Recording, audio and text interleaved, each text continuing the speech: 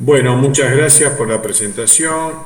Continuando con los temas que tenemos que desarrollar en estos días, yo nada más quiero ser breve en cuanto a la introducción, porque ayer ya estuvimos hablando de la importancia que tiene para el organismo que permanece con falta de movimiento, ya sea por este confinamiento o por una decisión propia, digamos. Hay algunos que el confinamiento los llevó a dejar de moverse estando en una institución de rehabilitación, desde el punto de vista que por prevención hubo que a veces aislarlos, estar aislado del resto de la gente, no poder sociabilizar, y otros que por decisión propia también lo hicieron en su casa, porque como ya que no salgo a la calle, dejo de hacer actividad física, dejo de moverme.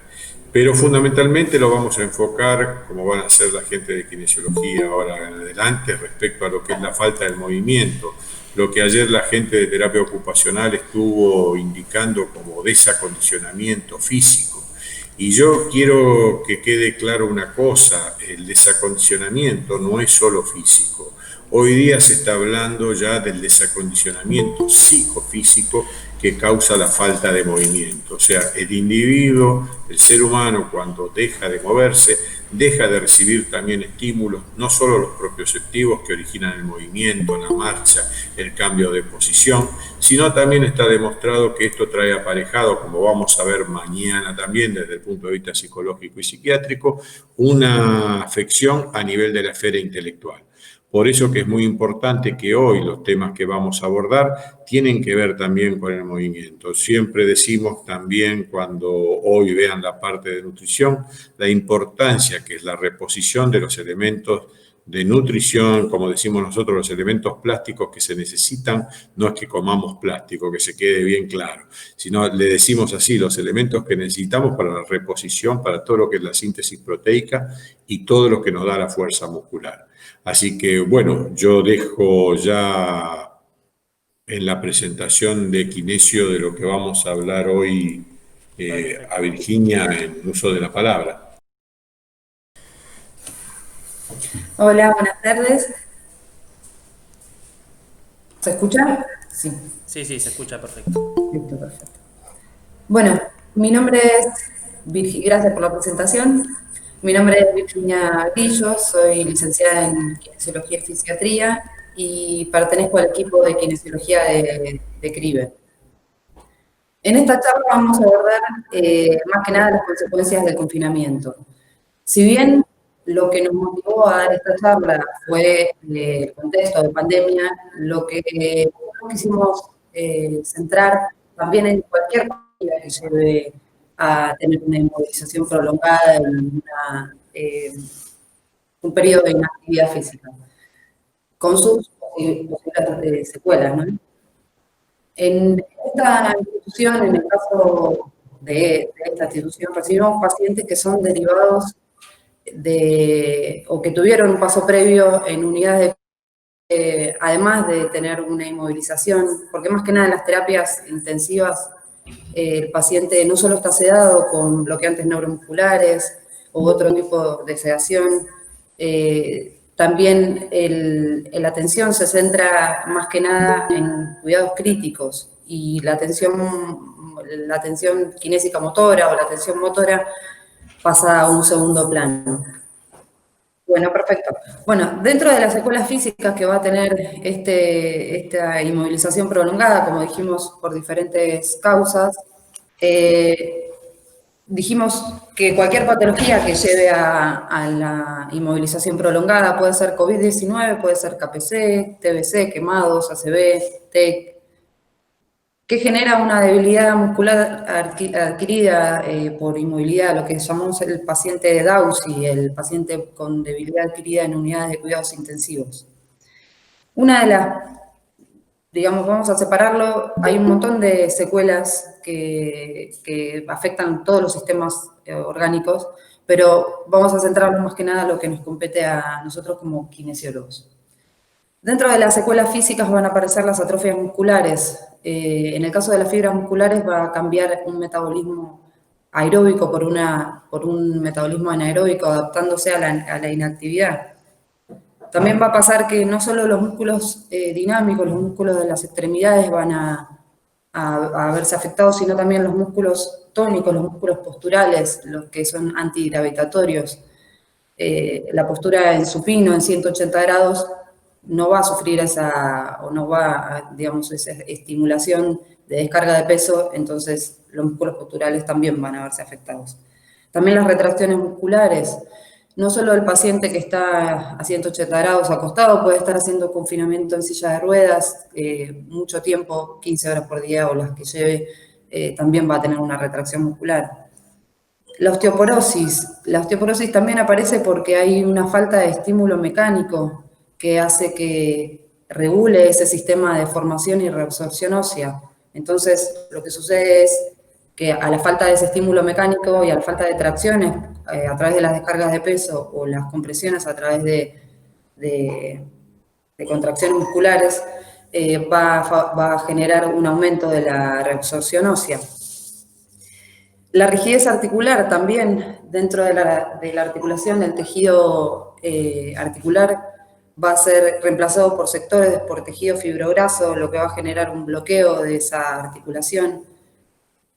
Más también los ligamentos van a sufrir un cambio en la estructura, un engrosamiento, una falta de elasticidad. La cápsula articular también va a sufrir un acortamiento, empeorando aún más esa inmovilidad.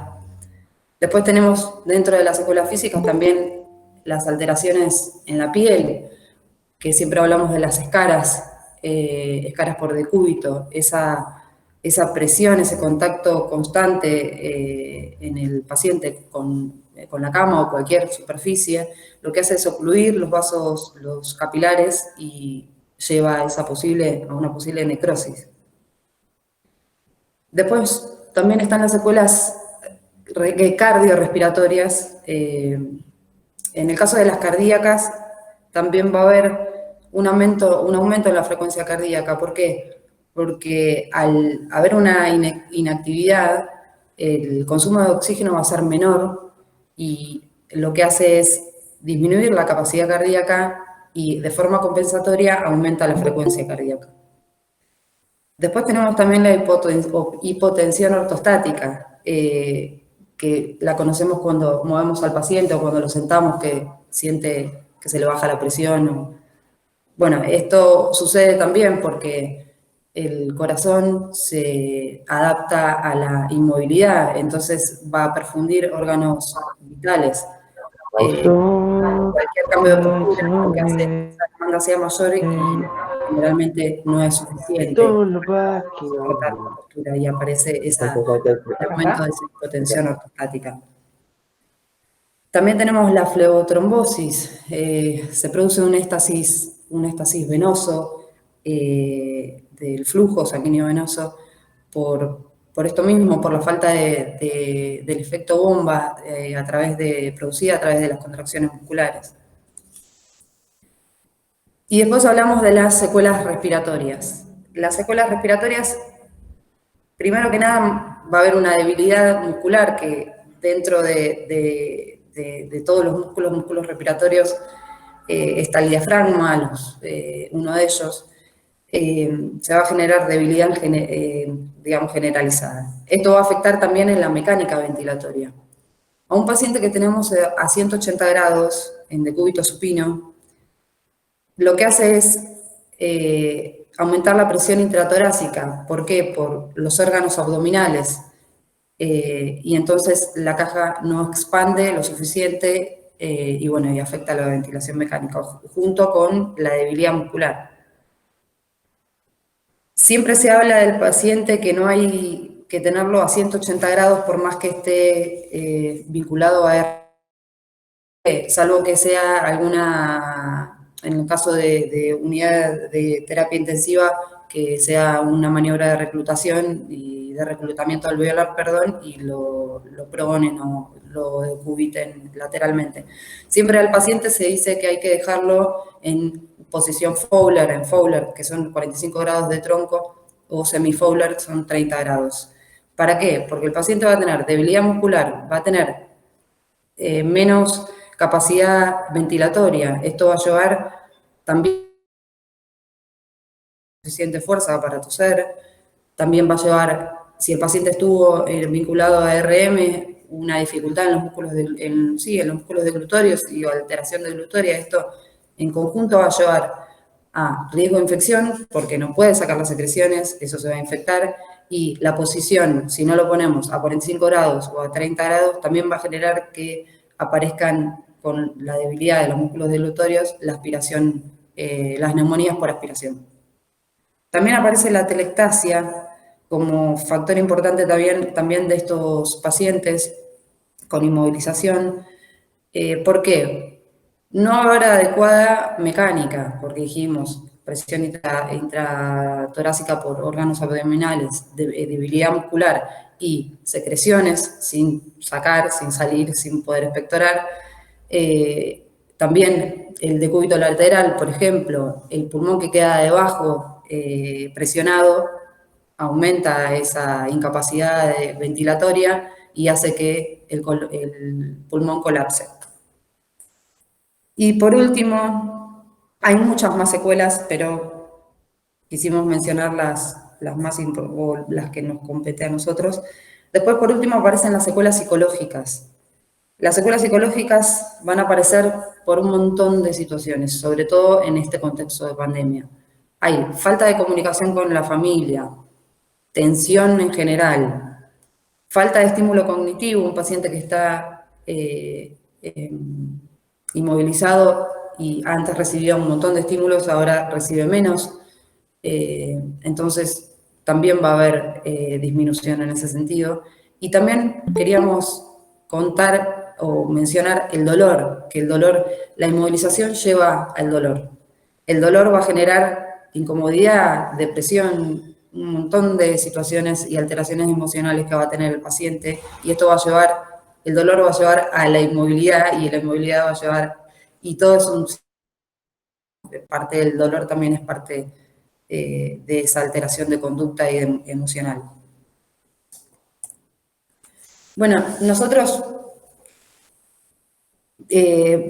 vamos a contar lo que hicimos nosotros en esta institución como equipo de kinesiólogos. A la hora de las consideraciones que tomamos para la rehabilitación,